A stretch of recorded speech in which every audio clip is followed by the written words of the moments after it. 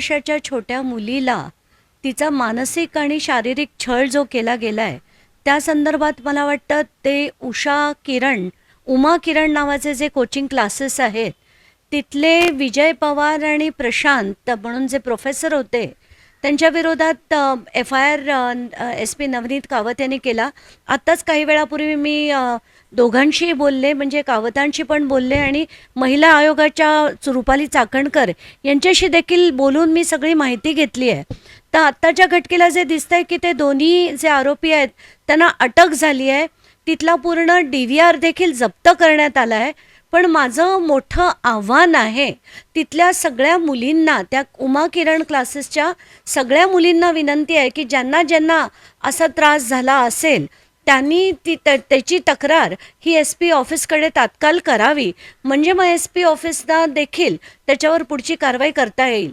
आताच्या यांचं खूप मोठं समर्थन होतं या उमा किरण क्लासेसला आणि विजय पवारांना अशी माहिती येते आणि त्याच्यात अनेक गोष्टींचे खुलासे आता काही दिवसात होतील. आता DVR जप्त झाला आहे कारण तिथल्या पहिल्या मजल्यावर देखील बरंच काही चालू होतं अशी देखील माहिती येते.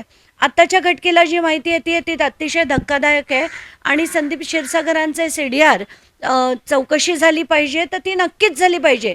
प्रत्येक व्यक्तीची, मग ती ज्यांचं समर्थन, ज्यांचा त्यांना पाठिंबा होता त्या प्रत्येक व्यक्तीची चौकशी ही मात्र नक्कीच झाली पाहिजे. मुंडेंनी जो आरोप केला आहे त्यात किती तथ्य आहे ते पोलीस नक्कीच त्याची चौकशी करतील.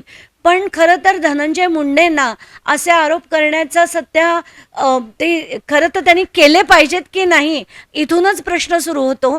मला वाटत नाही की त्यांना तितकं कोणीही तसं समर्थन देईल की त्यांनी असा कुठलाही आरोप कोणावर करावा. आणि मी पहिल्या दिवशीपासून म्हणते की हे सगळे एका माळेचे मणी आहेत. जसे धनंजय मुंडे आहेत तसेच संदीप क्षीरसागर आहेत, तसेच सुरेश धस आहेत. हे अगदी मी 28 डिसेंबरपासून म्हणते. आणि बीडला जर नीट करायचं झालं तर हे जितके राजकारणी आहेत त्या सगळ्यांना सरळ करणं गरजेचं आहे.